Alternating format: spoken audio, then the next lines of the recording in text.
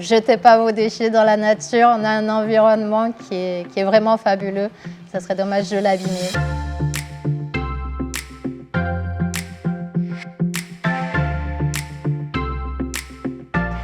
Bonjour, Jeanne Forneau, co-gérante de la société Socadis. L'activité de la société consiste en la gestion des déchets dangereux du territoire calédonien. Alors, les déchets à accepter peuvent être des peintures solvantées ou des peintures à l'eau, des médicaments périmés, des solvants, des hydrocarbures, des chiffons souillés par des hydrocarbures, des emballages souillés par des produits chimiques, les produits chimiques en eux-mêmes, les pesticides, les herbicides.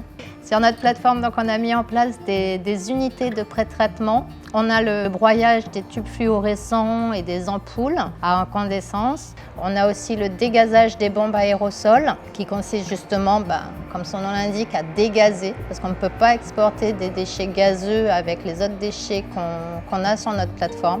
Alors, tous les déchets qui arrivent sur la plateforme sont pesés, triés par compatibilité chimique. Une fois reconditionnés, on les met soit sur des palettes, soit sur des casiers et sont empotés donc en conteneurs et c'est exporté sous le régime de la Convention de Bâle sur la Nouvelle-Zélande, mais aussi, bien entendu, dans le respect de l'IMDG. Une grosse partie de la gestion des déchets, en effet, c'est la traçabilité des déchets. Tout producteur de déchets doit savoir le devenir de son déchet, savoir par où il est passé et comment il a été traité.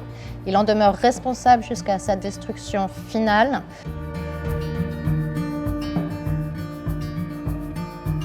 Bonjour, Angelo Doum, le président du GIE-BEHP Environnement. L'activité du GIE-BEHP est un stockage tampon d'huile usagée pour pouvoir avoir le temps d'avoir un retour d'analyse pour être sûr que tous les lots détruits localement sont des lots ne comportant aucune pollution pour l'atmosphère. S'il y a des lots qui ne sont pas aptes à être détruits sur le territoire, ils sont exportés. Le gisement annuel de traités sur le territoire est d'à peu près d'1 million de litres.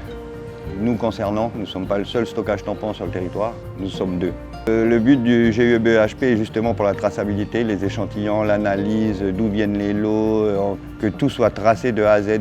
Un lot non conforme, ça peut être un lot avec beaucoup de solvants, avec des PCB, avec des trucs qui ne sont pas aptes à être consumés thermiquement. Aujourd'hui, on crée de l'emploi, c'est des nouvelles professions qui se mettent en place, donc on a des énormes défis de formation, pour que les gens travaillent dans les normes de l'environnement, respectent la nature, les EPI, les modes opératoires. C'est très compliqué, mais après 10 ans, on a vraiment une grande satisfaction.